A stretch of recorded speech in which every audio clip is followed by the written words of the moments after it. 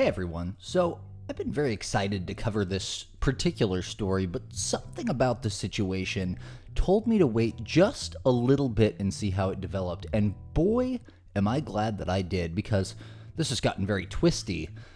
What started as a petty exchange recorded over who was entitled to use a city bike quickly accelerated into a national incident, an internet Karen hunt, and a dramatic battle for narrative control between a dogged reporter and an employment lawyer. A lot of people, including many well-known bloggers and internet pundits, are still arguing about the facts of this case as we speak. Hopefully by the end of this video, though, everyone will be on the same page. Let's start from the beginning. On the evening of May 12th, on her way home from her job as a physical assistant at Bellevue Hospital in New York City, a woman named Sarah Comrie was caught on video arguing with a young man, who still has not identified himself, over who was the rightful lessee of the city bike over which they were arguing. It's like a Uber or Lyft bike that you pay for on an app, syncs to your phone, and then you take it for a specific amount of time. A lot like the bird scooters and stuff, if you know what that is. The video is only a minute and a half long and picks up during the action, so we aren't really granted a lot of context. And perhaps that's what made this hot debate so hot. We were left to make a lot of inferences on our own, and as we know, the internet loves to speculate wildly, and sometimes I'd say even irresponsibly. Let's take a look at the viral clip that started it all, which has since been viewed, by the way, over 50 million times and has been featured on over a dozen household name media outlets like NBC and the New York Post. Record him! Help me! Please help me! This is not your bike. Please help me! It's not your bike. It's not your bike. Please help me! Help! Please get off me! Hey, what the f*** going on, bro? Please get off me! Yo, don't not take it, bro. Now you're not getting the bike, bro. Hey, now you're not getting the bike, bro. Help! You're not getting Get the off bike. me, I'm dude. not. No, Why you took his phone? What's wrong with you? stupid as something. You're not Don't touch touching his my phone. phone. Do not touch his phone. I'm not touching you. You putting your stomach on my hand. No, dude, stop. No, dude, stop. No. I said no. I said sit down. Please help me! She's just crying. You're not crying. You're not crying. I got Stupid. I got It's you my on video. bike. Wait, you pulled it out? Hey, Hassan, you pulled it out? Hassan, you pulled it out? This is my bike. It's on my account. Please move. All right, so why don't we reset the bike? I'm not resetting the bike. It's his. It's Reset it. his. I'm gonna pull it out on your account. You're active. This is my fake crying. This is fake crying. Stop fake crying. Hey, stop touching me. I want to touch you. Hold up. Hey, stop touching me. Stop touching me. Why don't you take this bike? Stop touching me. I will. I can't. Exactly. So take Out of here. it. So take it. You're stupid ass. Out of here. Dumbass. Your baby gonna come out with Wait, how you stop crying? Not a tear came down, miss. Not a tear came down. Now keep in mind that whatever you may have heard about this story since, at the time the internet had only this video posted originally to Twitter for context. And again, there was very little of that provided in the video. It's kind of a jumbled mess of yelling back and forth.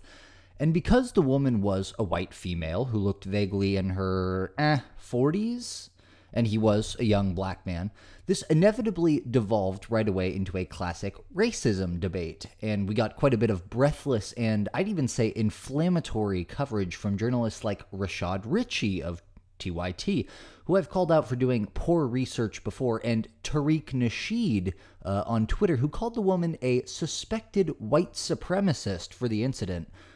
Other coverage was even more inflammatory still, with one news outlet called News One calling Comrie the 2023 version of Carolyn Bryant, who, if you don't know, is the woman commonly referred to as the false accuser who provoked the murder of a 14-year-old black boy named Emmett Till in the 1950s. Another slightly less provocative comparison was drawn between Comrie and Central Park Karen, who for some reason I haven't reckoned yet, but who infamously called the police on a black man who was birdwatching in a park. One Twitter user even racked up more than 150 likes on a tweet accusing her of harming black patients in her capacity as a nurse. I guess this is just a hunch she had the internet split into two camps, right? Both using precisely the same 90-second out-of-context clip and nothing else to draw their conclusions. In the first camp were people who thought this was a racist incident and another classic tale of a middle-aged white lady harassing a young black man unjustly and hoping to get him in trouble. This camp pointed to a few different things as evidence. First, the fact that she starts crying when the guy in scrubs approaches the situation. We don't see any actual tears, but she appears to be like she's crying. And that led some people to believe she was weaponizing her tears and crying on command to garner sympathy from bystanders who had taken notice of the altercation. And it's not particularly surprising to me that people drew that conclusion, because when I first saw the video, it stuck out to me that she did seem to go from this kind of not distressed, more annoyed looking, frustrated, to sobbing at what seemed like a very opportune moment when the guy walked up, and also sort of at the drop of a hat, and then right back to normal, which I think one of the guys in the video even pointed out.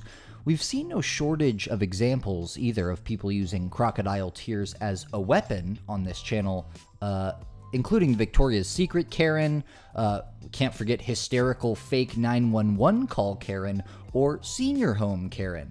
So it's not like it doesn't have precedent, right? They also pointed out that she never actually says, "This is my bike, I paid for it," or anything of the like in the video recording itself. So that was side one. Those were the arguments that they made. Side two claimed that she was being falsely accused of racism and pointed out that the internet was just assuming that it wasn't really her bike, as well as assuming that her intentions were racist when nothing explicitly racial is said or done in the video, which is really the only evidence all of this back and forth was being inferred from, right? Was this 90-second clip. Now, as the debate simmered online, Sarah Comrie's social media and personal information were shared across the internet. At one point, her home address was apparently even shared. She and her husband both deleted their social media accounts after thousands of negative comments and things of the like. They were probably getting messages from random people, which essentially made their social media profiles entirely unusable to them and probably quite upsetting. And eventually Sarah's employer, the Bellevue Hospital in New York City, which had its name prominently displayed on Sarah's scrubs during this incident, became aware of the video and placed her on leave. On the Tuesday following the incident, May 16th, Bellevue Hospital tweeted, "We are aware of the video involving a healthcare provider off-duty and away from the hospital campus. The incident in the video is disturbing. The provider is currently out on leave and will remain on leave pending a review. As a health system, we are committed to providing an environment for our patients and staff that is free from discrimination of any kind." This is where things really kicked off. Between the mass internet pylon, the breathless and highly inflammatory accusations from pundits and citizen journalists, and finally the loss of her job, Sarah Comrie decided to retain legal counsel in the form of an employment lawyer named Justin Marino. And this, folks, is where part two of the Citi Bike Karen saga begins. Justin Marino acted swiftly, and on May 17th, he released a written statement that specifically targeted one of the outlets who had covered the incident heavily, and more importantly, unfavorably to Mr. Marino's client. The whole thing is over a page long, so I won't bother you with reading the whole thing, but here are the most important parts. The first part reads, New York Post. So this is addressing the New York Post specifically. "We represent the physician assistant identified in your May 15 and May 16 story concerning the Bellevue Hospital employee. Your story outrageously portrays our client as a racist who was trying to steal a Citi bike from a young black man. You attempted to gain clicks by focusing on skin color instead of making any attempt to ascertain the facts or comment in violation with professional norms of journalism. This is shameful." He then goes on to explain the facts of the incident from his client's perspective, saying, "Here are the facts. On May 12, my client finished her roughly 12-hour shift and approached the Citi Bike station so she could head home. She went to an available bike which no individuals were on or touching, mounted it, and paid for it via the Citi Bike app on her phone, and then backed it up after it was released from the docking station. During this time, a group of 5 individuals approached her saying that the bike was theirs.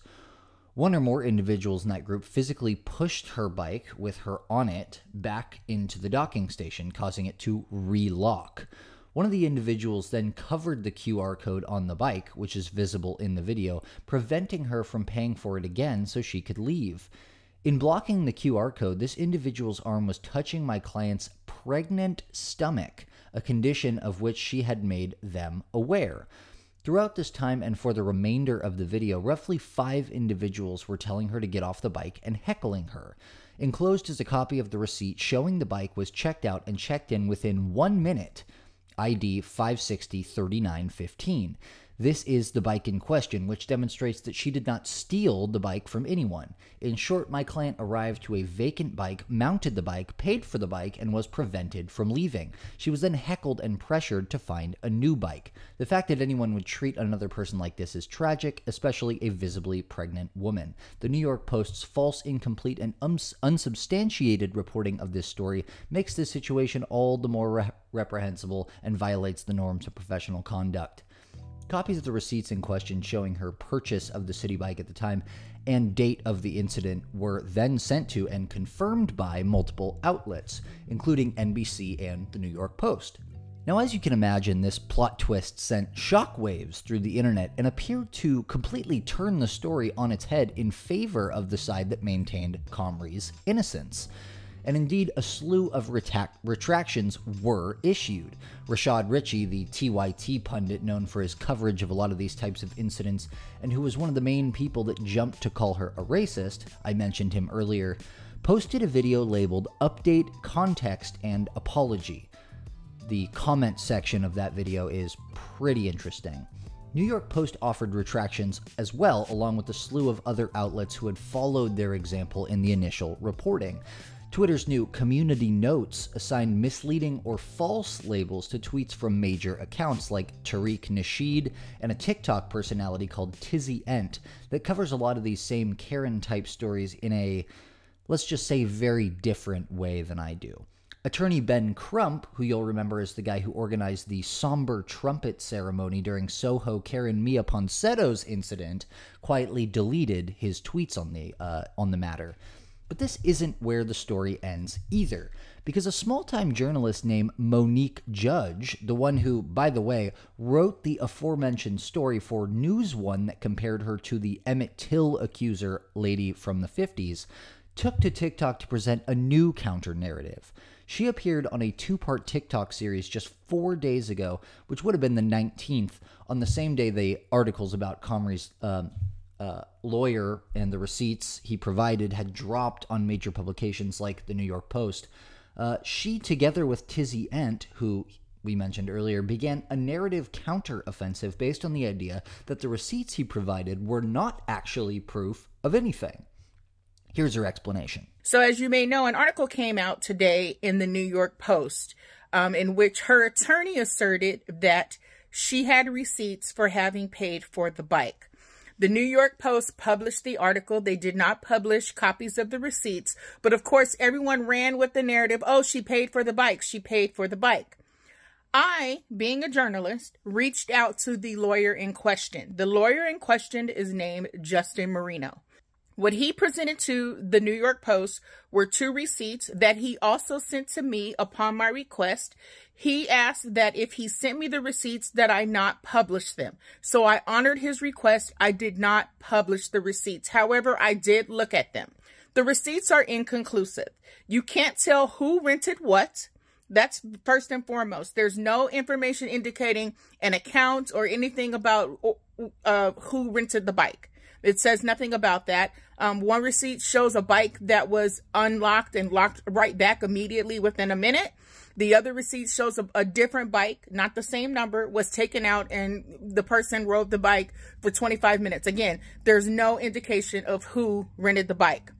I asked Justin why his client didn't at the time say that she had rented the bike. The young man in the video kept saying it over and over again. So why didn't she say she had rented the bike? He said, oh, well, it was a crazy moment. You know, so much was happening. It was stressful for her. She just didn't remember. If he were in court, he would have to present receipts that were irrefutably from her account. I asked him specifically if those receipts had been verified by anyone, including Citi. Had they been seen by anyone other than himself and his client? He said no. No one else verified those receipts. And this is what he sent to me and the New York Post, I'm assuming.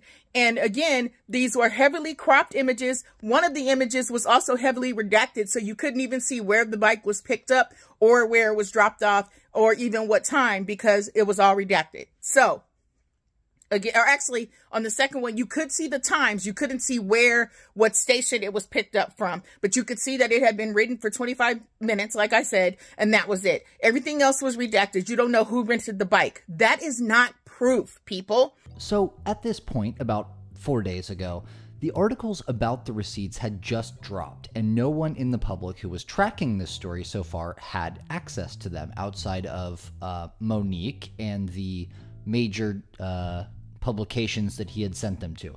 But Monique says she reached out and got these receipts, and she claims here that she has reason to doubt their veracity. In other words, Monique Judge is accusing Comrie's lawyer, Justin Marino, of either misrepresenting or outright fabricating the receipts in question. Now, you'll notice that she mentions that she asked Marino if he had let anyone else verify the receipts were real outside of he and his client, and that he had answered no.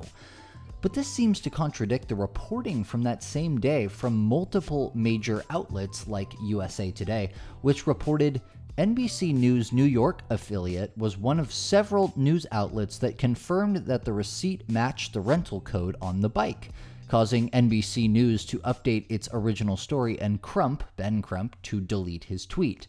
End quote. Looking at NBC's piece directly, again from the same day that Monique Judge made this video about precisely these news reports, NBC reports that they viewed the receipts themselves and confirmed that the exact bike number listed on the receipts, 560-3915, matched the visible numbers on the bike in the video. And indeed, it does. I find it odd, and I don't think it's an unreasonable thing to wonder, that this specific bit of information about matching these news outlets matching the bike codes was left out of Monique's videos. That information looks like it was included in precisely the articles that she's talking about. So this left the rest of us with some glaring questions, and the only real way to dig into the receipt's authenticity would really be to see it for ourselves.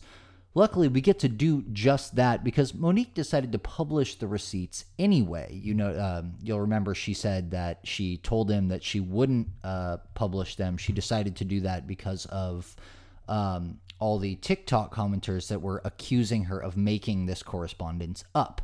And sure enough, she certainly does have the receipts, so she wasn't lying about that at all. These are copies of both receipts that she provided, one for the initial ride that was in dispute, and another for the different bike that she ostensibly took home. And you'll notice a few things right away here. First, the number on the bike very clearly matches the number displayed in the video. Second, the date on the bike receipt quite clearly says May 12th.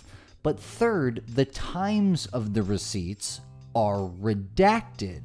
And that obviously wasn't me, it was the lawyer.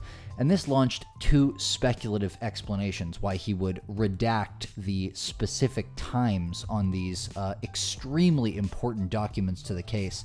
One, it's quite possible that Comrie's lawyer wanted to protect information about exactly what time on Friday that she left work, making her easy to find at a time when a lot of people were really angry at her.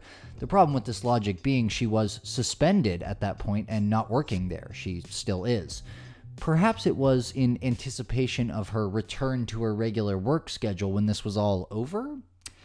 The second explanation was it could be that the actual time stamp, if shown, would give away the game that this was a bogus receipt. The insinuation being perhaps Comrie had reordered that same bike later on that evening to create a fake record of the transaction to make her case later on. My problem with this second explanation is that it would have taken both an incredible amount of foresight on her part and she would have had to time her doing so exceptionally well, since the second receipt shows that she took another bike home on the same day with a timestamp that reads blank 24 p.m. on May 12th on the first receipt, and a timestamp that reads blank 26 on May 12th for the second, which perfectly tracks, it would seem, with her lawyer's recollection of events. Immediately after this incident, she used the bike for a minute. The reservation was ended on the first bike, and then right after this confrontation was over, she grabbed another bike and took off. Okay, so after these receipts went public and became the next hotly debated piece of evidence, Monique Judge was undeterred and released this video just yesterday where she makes several key points that she believes support her original narrative. Let's examine each of them, give her a fair shake, and see what we can come up with. If you want to know where the boy's receipt is, the boy's receipt is the entire video. You know why? Because the bike is active through the entire video. You can tell that because the light on the front of the bike is on. So this is a newer 2022 version of the Citi Bike that was just released in New York City specifically, and while they're active, the front is purple. So yes, this is an active bike at the very beginning of this video and throughout. The bike is active on his account. When her call, first of all, the boy tried to tell everybody, he was showing his phone to everyone, I rented the bike, it's on my account, right? Well, no, actually, not necessarily. We don't know for sure that it was active on his account or hers. We have no proof either way, other than the receipts that she's provided. Also, she says that he's showing his phone to everyone to prove that it's his throughout the video. I have meticulously rewatched this video 5 times looking for any evidence of him showing any of the random bystanders his own phone to prove that it was his. I saw no such thing, so I don't know where she's getting that. When her colleague walks up and first tells the boy, reset the bike and give it to her, that would mean that it was on the boy's account, and the gentleman was asking him to reset the bike and then let her rent the bike once it was reset, right? Now this one's a bit of a head scratcher because that part is definitely true. There is a part in the video where the guy in the scrubs comes up and he says to the dude, "Can't you just reset the bike? Can you reset the bike?" My bike is on my account.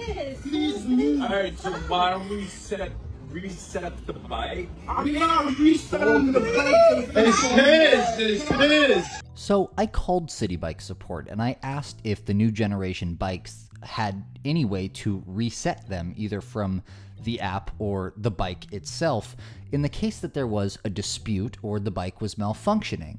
Not only did the support guy answer me like I was insane, he then put me on hold for about 10 minutes to ask everyone else, and when he came back, told me that there in fact was no reset option available to customers whatsoever. They had never even heard of that, and that if there was a problem with the bike, we were supposed to dock it and report it to maintenance.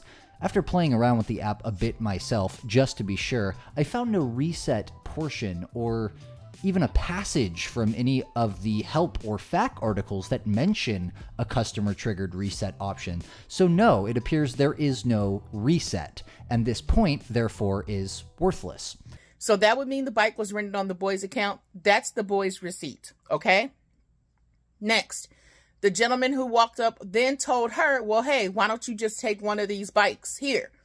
And she was, oh, okay, well, I guess I can. And she went, whatever that was, she mumbled, when she immediately stopped with the fake crying, and then she went over and rented a different bike. Citi Bike won't let you rent 2 bikes at once.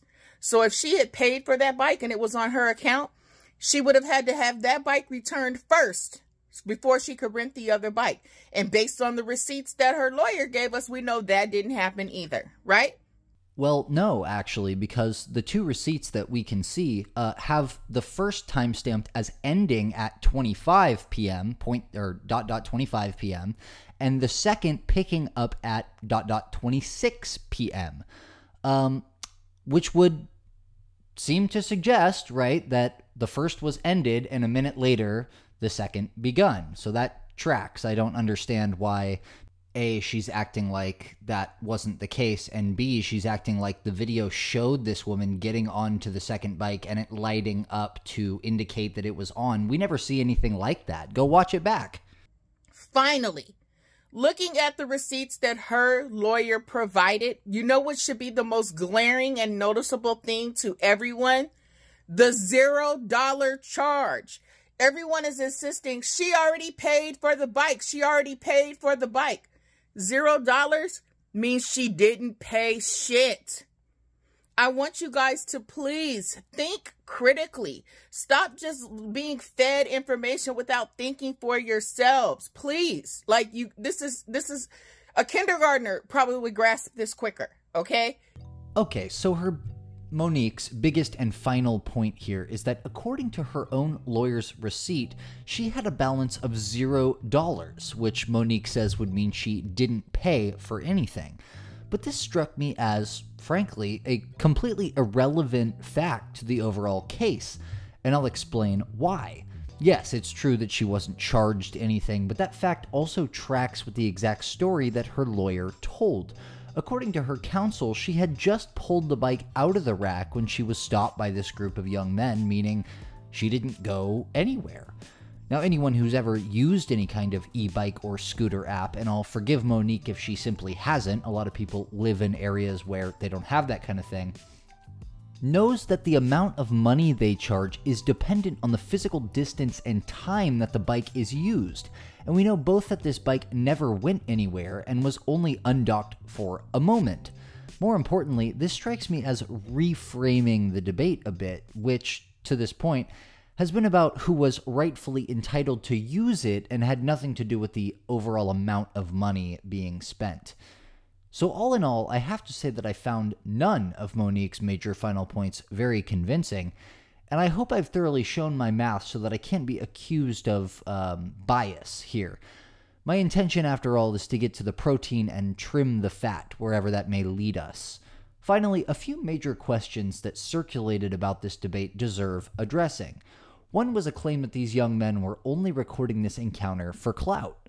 But if that were true, why do we still, as the incident has blown up like crazy, like I said, over 50 million views, why do we still not know who this guy and his friends are? They've been completely silent and off the radar for this whole thing. A second was that the receipts were overtly photoshopped, but this would beggar a couple inquiries, right? The most glaring of which was, if these are photoshopped, why would the lawyer bother redacting the time? It would be easy to fabricate that, like the rest of the receipts, right? And would have strengthened the case, you'd think. And as far as what happened to Citi Bike Karen, we already know she's been put on leave, and we know that her media accounts are gone, and that people have even been harassing her at her home. Apparently someone even sent her a picture of her front door. But she did get one really solid gift from this whole thing, and it comes in the form of a GoFundMe page set up by her uncle, Bob Rowe. And this GoFundMe, believe it or not, has so far raised, get ready, $115,000. Quite the windfall.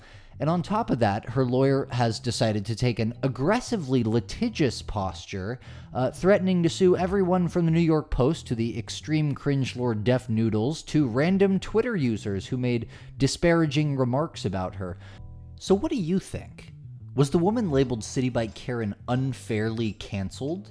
Was she telling the truth about the Citi Bike being in her possession during the video? Or did she and her lawyer obfuscate things to shift the public narrative in her favor and possibly save her job, which was, as Monique pointed out, her lawyer's whole job, right? That was his whole point for being there. Was she weaponizing her tears, or was she succumbing to the hormonal imbalances of pregnancy? And was this a racist rant, or was it simply a petty squabble between two random people that happened to be different skin colors? Let me know what you think in the comments below. As always, thank you for watching. See ya!